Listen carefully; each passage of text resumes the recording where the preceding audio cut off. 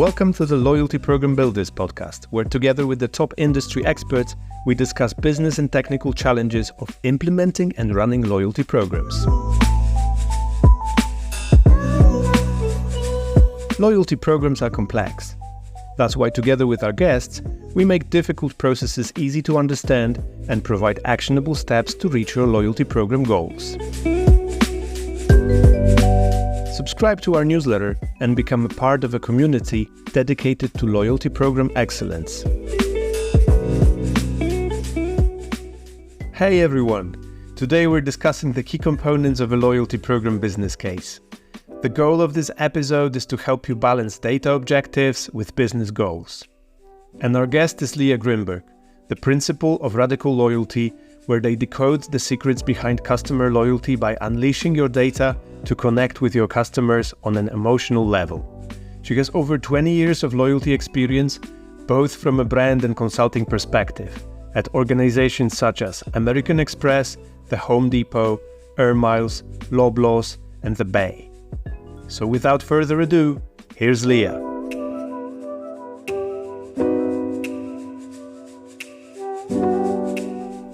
Hi Lia, it's great to have you on the podcast. Thank you so much for having me join. Brilliant. So today we are going to talk about how to prepare a good loyalty program business case. So I'm really excited about this one. And I think that we can just... Hopefully we won't be boring the people with heavy financial chat. No, I'm sure it's not going to be boring. So yeah, let's just dive in. Let's just boom. Let's just go with that. So first of all, it's like it's good to start with the why. So, why do organizations need a loyalty program? What are the possible scenarios? What is your experience in this area? Well, that's the funny thing is not everybody needs a loyalty program. And it's a misnomer that the small L loyalty is absolutely driven by the capital L loyalty program. There are many different ways of actually bringing about. Once you decide you need a loyalty program, you need to figure it's a really big commitment and it's a really big investment. And it's only organizations that have the buy-in from the entire C-suite and all the different departments and the investment to put behind it and the commitment to actually leverage the data that they can actually need the program. So when the really big reason to have a loyalty program truly is data. It's investing in your existing customers and it's investing in driving their customer behavior. If the company is still in the acquisition of customer stages, then I would say loyalty program is probably a bit too soon for them to start. Okay. So then, because it's interesting because like most of people, or just like most people I know, they tend to turn towards this, loyalty program as a profit center, but in fact, it's about data, right? Exactly. Well, and that's once the organization decides what that they actually going to be investing in loyalty, then they need to decide what role the program has to take in the organization. And for different organizations, it would have a different role. And it really doesn't matter which one you choose, so long as there's alignment across the C-suite. And there's different possibilities. It could be a profit center, meaning that it actually has to pay for itself in the behavior that it drives. You can be a loss leader. It doesn't have to. It could be a method of selling more product, or my best and my favorite. It's really truly a single source of the customer behavior across all the different brand interactions. That is particularly important for an omni-channel retailer, as an example, where you have different views of the customer that are not necessarily tied to the single view of the customer. It means that you have a different Lia, for instance, interacting online, a different Lia interacting in store, a different Lia interacting with the service department, whereas a loyalty program has a unique number, a unique identifier that tracks my behavior across all the different platforms and across all the different channels that allows you to see exactly what I'm doing so that you can speak to me as a single person rather than three different people potentially. But again, being a driver of customer behavior change and using loyalty as promotional is another potential way of shifting promotional dollars and vendor dollars and merchandising promotional money into loyalty bucket. And it is also can be a way to offset profitability in that sense. Okay, thank you. I'm thinking about this, perspective of a person who is about to become, let's say, a loyalty program manager. Or basically, I'm thinking about people deciding, or is it a good moment to start a loyalty program or not? So here, do you have any tips, any suggestions, or how to actually recognize if you are ready for a loyalty program? I would say it has to come from both bottom up and top down. You need the entire C-suite alignment, and you need to narrow down what that loyalty program is going to be doing for you and ensure that that is cascaded throughout every single department, and that need to believe is truly alive. Okay, cool. Now I understand that the biggest component or the best part is data center. I like loyalty program being a data center, but I know that companies struggle with using data, especially things like personalization. It's been here forever, but I think that most companies, they overuse this term. So what's your take on that? Absolutely. It's been the buzzword of the last, I'd say, 3 years. And we spend so much time and so much money collecting data. And if we don't actually do anything with it, it's hugely wasteful on one hand. And it also makes our customers suspicious that we're doing something nefarious with their data. Because they know that their data is worth a lot of money. And they think that the big brother is watching them. So it's about striking a really, really fine balance between providing value back to the customer for their data, as well as making sure that we're driving insights and using that data to drive the right kind of behavior. Defining what personalization is unfortunately not an easy answer, and it'll be different for every brand, every loyalty program manager out there. Personalization truly is whatever your customer defines it to be. Personalization is the how. Relevance is truly the goal. It's the what. What you're trying to do is you're trying to communicate to your customer that you understand them and that you know them and that you have the right solutions to meet their needs, to meet their desires, to meet their challenges where they're at. And there's a fine line that we have to walk between cool and creepy. And personalization is not about just getting my name right in an email, and personalization is not also using 100 dynamic fields in an email. It's somewhere in between, and you have to do a lot of surveying and a lot of testing to figure out where that balance is right for your customer. But at the end of the day, you'll never go wrong with good offers that are relevant, with good product recommendations that are relevant, and the right content that is relevant for me to meet me where I'm at. Mm-hmm. Oh yeah, definitely. That makes total sense. But I still I feel this personalization, but I haven't seen so many good examples, so that it's really that I don't feel really comfortable with that yet. But I'm pretty sure that definitely there is so much room to experiment, to test, to improve. So what would be your suggestion? How to start with personalization? I would say your customers will tell you when you get it wrong. Personalization should be seamless to your customers, and personalization is really only noticed when it's done over the top or you get the algorithm wrong. Where you notice that personalization is done right is in the response rates that you're going to get. If you're doing a proper test and control methodology, you're going to be able to see whether your personalization is actually driving the right kind of click-throughs and, more importantly, conversions. Because if your product recommendation is right on the money, it's going to drive better conversions. If your promotions, it'll allow you to determine what's the right level of investment at a per customer level.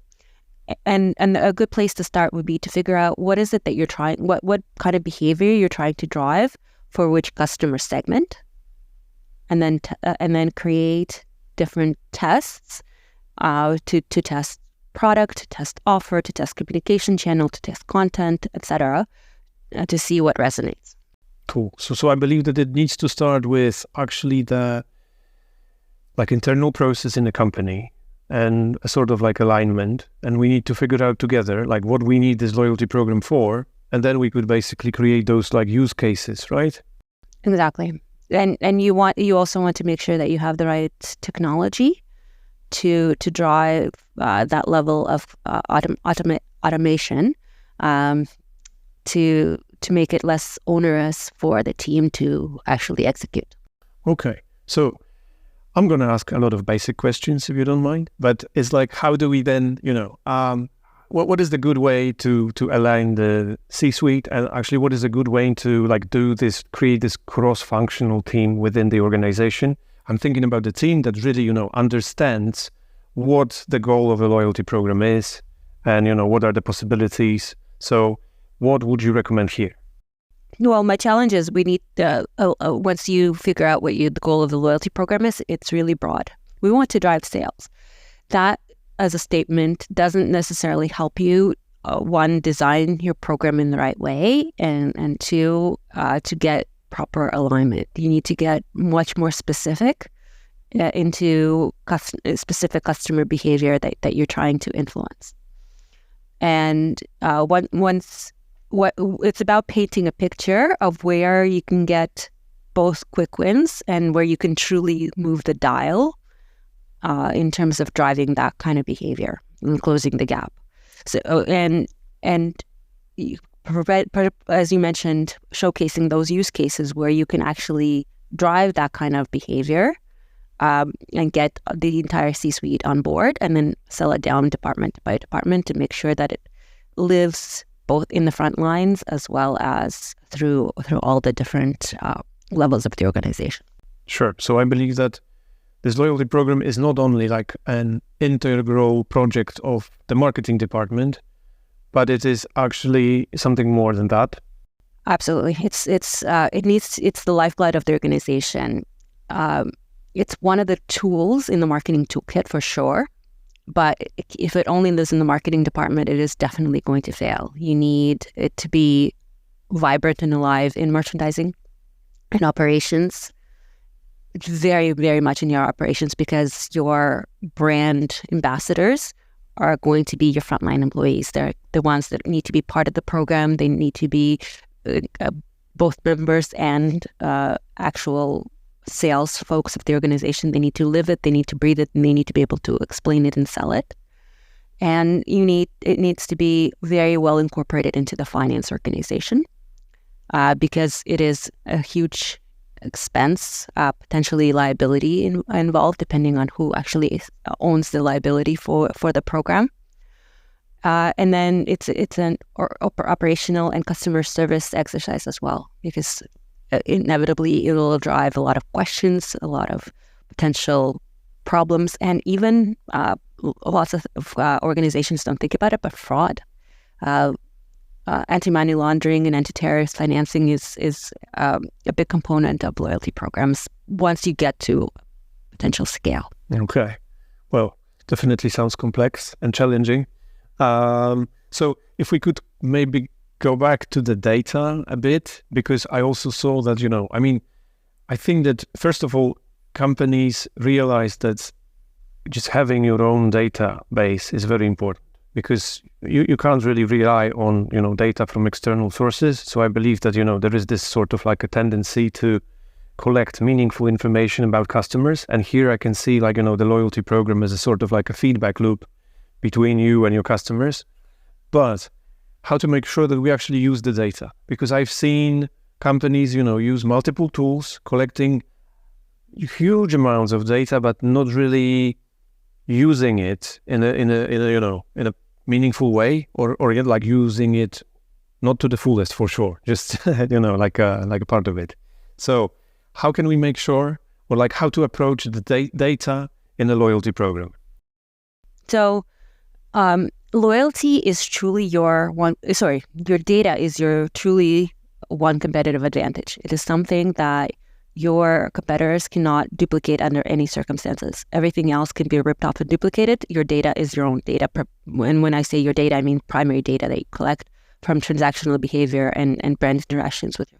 And that data can be used to make better business decisions, because it can be used to improve marketing, communications, customer experience, real estate, operations, staffing, merchandising, price, you name it. It's because it's at customer level and at SKU level, and combining that combination allows you to make better decisions. There's a book written, Loyalty Leap by Brian Pearson, that was published about 10 years ago, or even more, that talked about beer and diapers. They did an analysis, and they found a high correlation of purchases, particularly in the U.S., of transactions that had beer and diapers all in a single purchase. But after doing a little bit of analysis and a little bit of thought about it, they found that it was mostly new dads that were purchasing. And so the insight there was that instead of hanging out with quote unquote the boys at the pub, they now had new babies, and they were drinking beer by themselves in their man cave after putting the child to bed, or potentially even walking with the child. So what that enabled them to do is potentially position the two products not necessarily in proximity to each other, but have a little stall of one product next to each other. So it allows cross-sell, it allows positioning in real estate, it allows you to figure out what hours your store should be open. Costco uses their data to make every single warehouse different. So it's not necessarily used at an individual customer SKU level, but it's used at a warehouse level, which makes it a much more interesting quote-unquote scavenger hunt type of experience in every single Costco warehouse. Cool. Oh, I really like it. But it's like, is it something you learn as you go, or is it something you plan? Like, let's say that you plan exactly for some, certain correlation between products. Like, what is your approach here? You need to dig into your data and then let the data dictate what your approach will be. But what you need to be planning for is how you're going to disseminate the data on a regular basis, and how are you going to collect those insights. Because without actually digging into the data and analyzing it, you're not getting any insights out of it.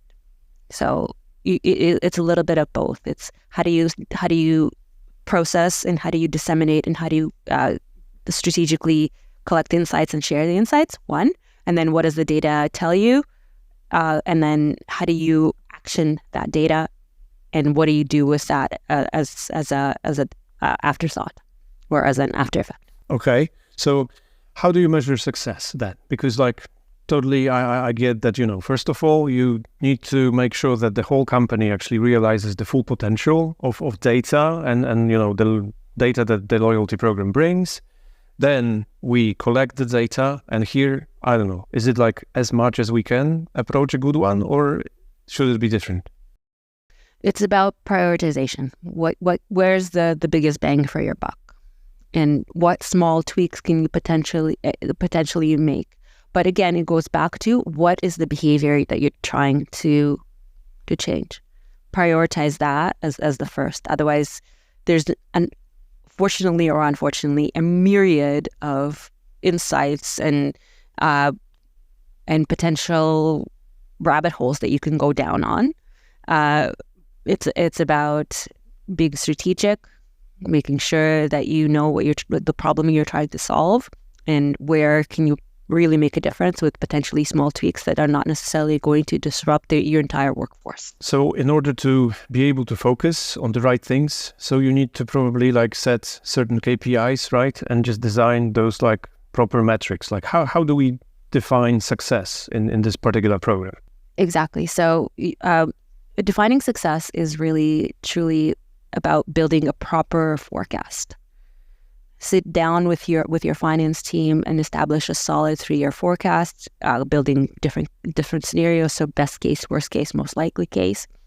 what you're trying to forecast is enrollment into your program, annual growth in members. But the truly important metric is incrementality.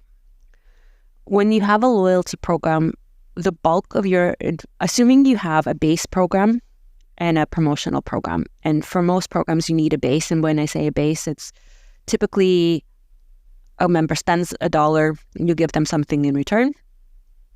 And then you have your promotional dollars that are used sporadically throughout the year. And the majority of your base program is what we call dilutionary. You're giving people money, points, value, benefits for something they would have done anyway. What you're truly trying to measure is the incrementality, meaning what can you drive over and above the person's regular behavior. What you're trying to, and that again goes back to the goal you're trying to set.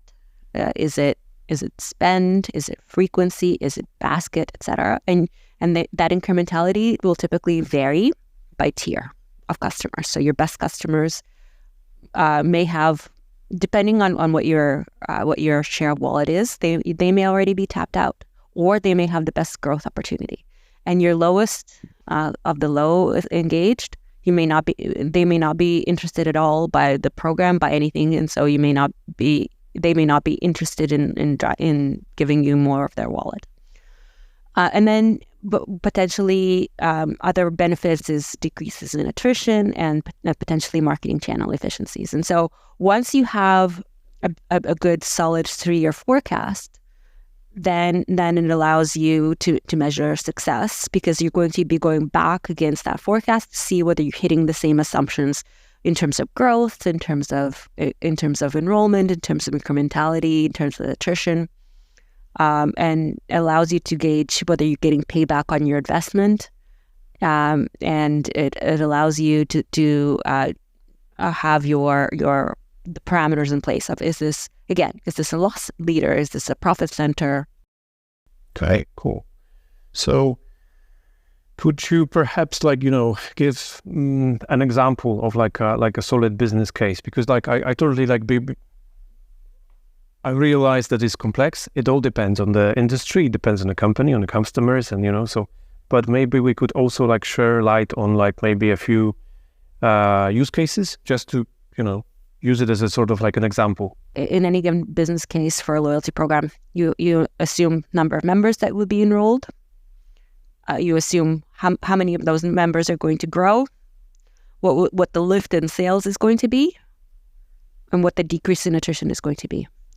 So that's on the upside. And then on the cost side, you're going to have the cost of the program, the cost of the rewards, whether it is a liability that you hold on your own, or it's something that you're paying a third party. Either way, there's definitely a cost.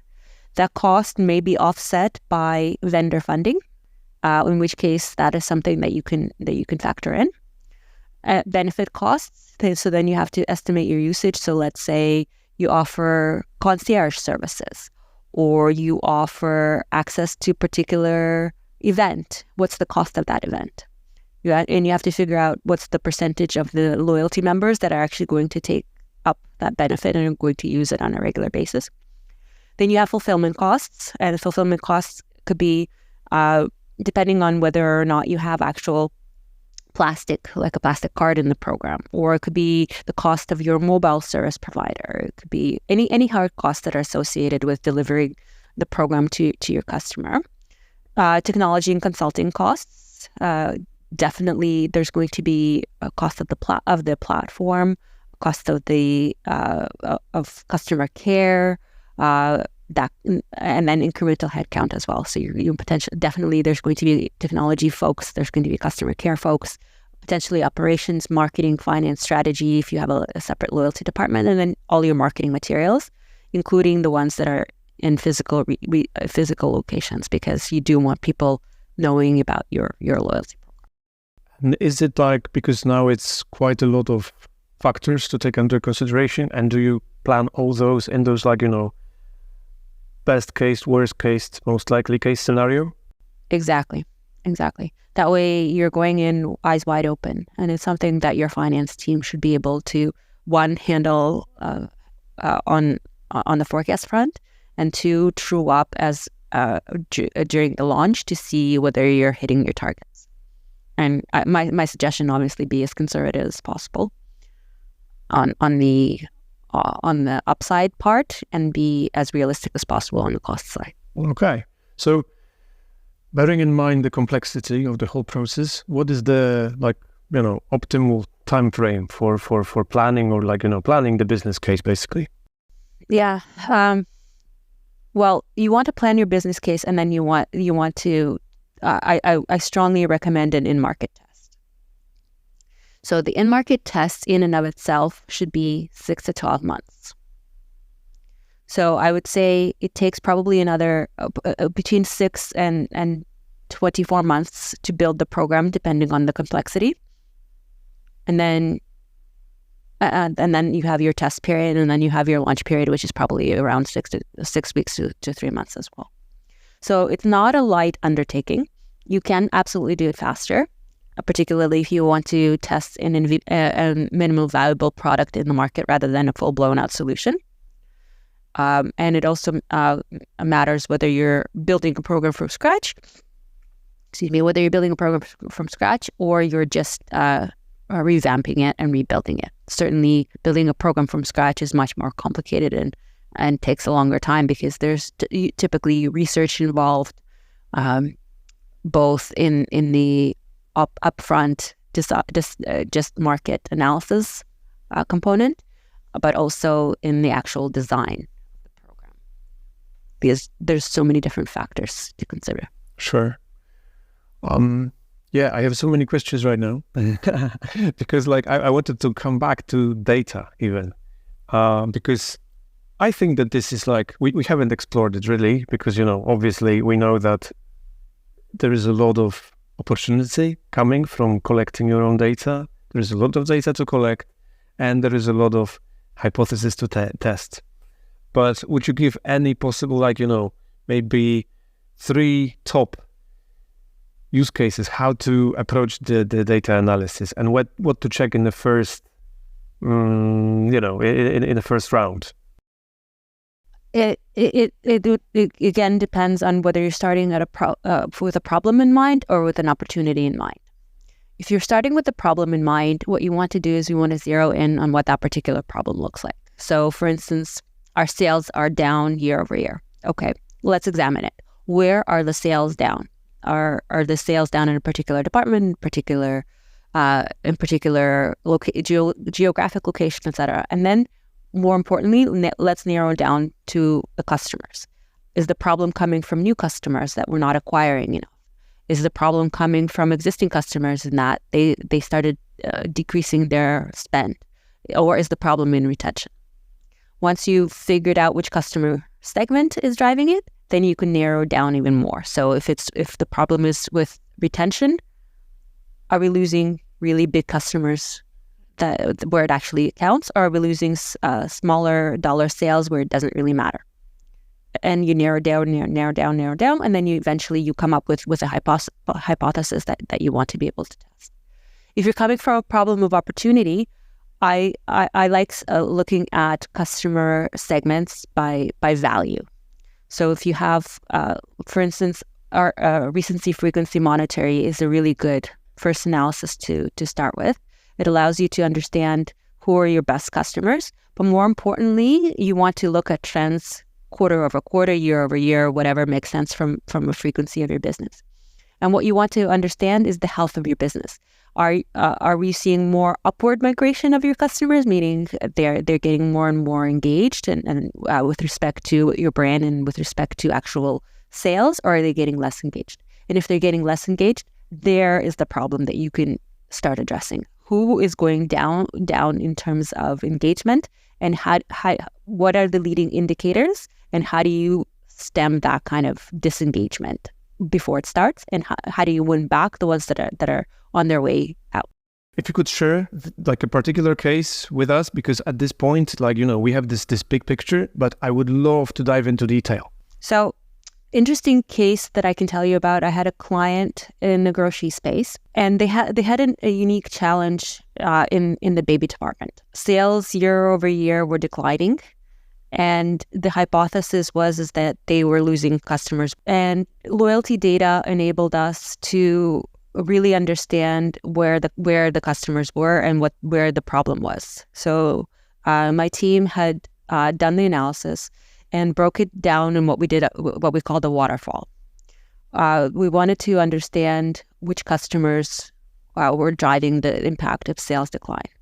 So we looked at, were they not acquiring enough customers into the business? Were they losing a lot of existing clients, share of wallet, or was it truly they were losing clients? But interestingly enough, within the baby category, one of the big considerations is, did the kids simply age out of the category? Because if they are over the age of, let's say, 2 or 3, they're no longer considered quote unquote baby. And the fact that it was loyalty data, it allowed us to see, based on other purchases throughout the store, whether they were still considered within the baby age. And so what we did was we narrowed down the entire universe to what we knew to be within the right age group. And we found that there were problems in and around every single one of those 3 pillars. Both, they were not acquiring enough customers, they were losing existing customers' baskets, and they were losing customers. And what we found is that the biggest impact was they were losing customers. But interestingly enough, those customers were still shopping within the store. They were just not shopping within the baby department. So that was an interesting insight, because that allowed us to understand that was a cross-sell opportunity, not a win-back opportunity. It allowed us to understand where else in the store they were shopping, be it grocery, be it clothing, be et cetera. And it allowed us to create much more, I wouldn't say one-to-one, but definitely segmented promotions or co-promotions between the areas of the store where they were shopping with the baby department. What that could potentially look like is buy X liters of milk and get X% off diapers, as a friend. Cool. Amazing. Thank you for sharing that. Because now, it's just like a clear context, and now it totally brings it to life, and now I understand, the potential of the loyalty program. And it allows you to also test to figure out what actually drives behavior. So in some cases, is it buy X numbers of liters of milk, get X bonus points when you buy diapers? Or buy X number of liters of milk and get X% off diapers? Or it's buy X number of liters of milk and get X dollars off of diapers. So it allows you to have a bigger toolkit and different levers that you can pull with different people, or on different products, or on different product categories. And different things work on different people. So for me, I may want dollars, for instance, off of my commodities, but something new that you want to get me to try, either a new product or a new category that I've never tried, I wouldn't mind doing it for extra point. Okay, cool. Thank you. Do you see any let's say, benefit of using AI-powered solutions here, like, during creating this business case? Because right now, for example, for forecasting, or just like trying to figure out some approximate numbers and, the potential for the program.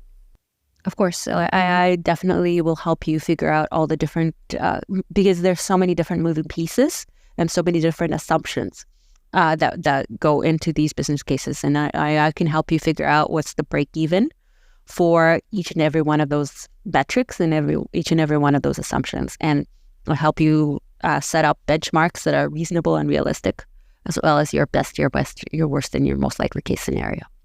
But more importantly, AI is really your best tool for personalization and relevance, because it allows you multivariate testing, and it allows you to figure out what is relevant to different universes and different audiences. And this, I think, it might be the crucial area for improvement, because I've read it in one of your blogs, by the way, that actually, the segmentation, for example, is like one of the steps before personalization. But very often, I've heard people using segmentation, but calling it personalization, because it's a huge progress, from not segmenting at all to working through the meaningful segments. And then it is such a change, such a positive change, that you feel tempted to call it personalized or personal. I mean, it's probably a fine line between many different segments and one-to-one, truly. So when you have 1,000 different segments, you may as well call it personalization. If you have 3 segments, probably not so much. So there's probably a range or a continuum. Sure, totally. You're right. You're absolutely right about that. Okay, I think that we have, covered this extremely complex topic on we just basically, we have at least a big picture. This is what I feel. What would be your tips for, people trying to figure out their own, their first loyalty program from scratch? What should you do, and what should you avoid doing? First thing is figure out, do you need a program? Does it need to be a formal program, or could it be an informal program that's running in the background just as a means to reward and recognize your customers? And 2 is get yourself a really good consultant and help you think through all the different aspects of this, both from an internal operational point of view, from a financial point of view, as we talked about, but also program design as well. It's a big investment. It needs to be highly incorporated into the brand and into the marketing toolkit and into all the operational aspects. So you need somebody by your side who knows what they're doing, and you need a good technology partner to also help you bring your vision to life as well. Thank you. I already know that this is it's great talking to you, and this is one of the it's the first of many episodes to come, because I have so many questions, and it would be nice if we could meet and discuss them in detail, in depth. I'm happy to come back if you invite me. Brilliant. So it's definitely coming, and if there is anything else you would like to share with the audience, I think now is the time. Thank you so much for listening, and please find me at radicalloyalty.com, and it's RADICLE loyalty.com. Thank you so much, Lia. Thank you. Brilliant. I hope you found this conversation as insightful as I did. And I wonder, what is your primary business case for your loyalty program? Drop me a line at podcast@openloyalty.io. Now, it's time to close with a few housekeeping items. First, you'll find helpful links in the podcast description.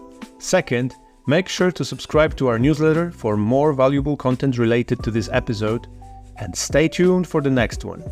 Have an awesome day, everyone. The Loyalty Program Builders podcast is brought to you by the team at Open Loyalty, the world's most flexible loyalty software for creating personalized loyalty and gamification programs fast and at scale.